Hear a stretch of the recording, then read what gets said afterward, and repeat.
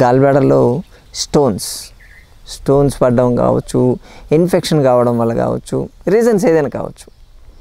దానివల్ల ఆ gall bladder remove చేసేస్తారు పూర్తిగా. చేసేసిన తర్వాత వాళ్ళకి కొన్ని సిమ్టమ్స్ మనకు కనిపిస్తాయి. ఎందుకంటే గాల్ బ్లాడర్ అనేది బేసికల్గా రిజర్వాయర్. అంటే లివర్ వచ్చి బైల్ని సెక్రెట్ చేస్తుంది, పైత్యరసం అంటారు కదా, దాన్ని సెక్రెట్ చేస్తుంది.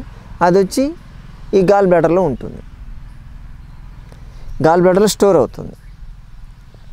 మనం ఫుడ్ తిన్నప్పుడు అది కామన్ బైల్ డక్ట్ ద్వారా బయటకు వచ్చేసి స్మాల్ ఇంటెస్టైన్లో చేరుతూ ఉంటుంది.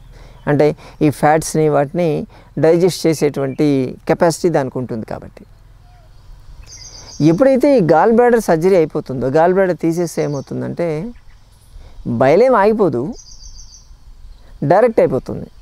అటువంటి వాళ్ళకి డైటరీ కొంచెం సజెషన్స్ ఇచ్చే ఉద్దేశంతో మనం ఈ వీడియో చేస్తున్నాం.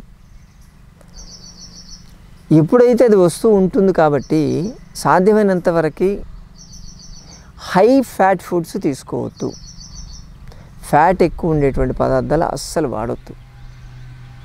ఎందుకంటే మనం తీసుకున్న అమౌంట్ని బట్టి ఎక్కువగా ఒకటేసారి బయలు జ్యూస్ వచ్చేటువంటి అవకాశం లేదు అక్కడ. అందుకని తీసుకునే ఆహారంలో ఫ్యాట్ లేకుండా తింటేనే మంచిది. ఏదో మినిమం ఉండాలి తప్ప ప్యూర్ ఫ్యాట్ ఫుడ్ తీసుకోవద్దు. అలాగే హై ప్రోటీన్ ఫుడ్ కూడా వద్దంటాం. ఈ నాన్ వెజిటేరియను, ఎగ్స్, దాంతోపాటు ఈ పన్నీరు, లేకపోతే టోఫు, ఈ జున్ను, బటరు,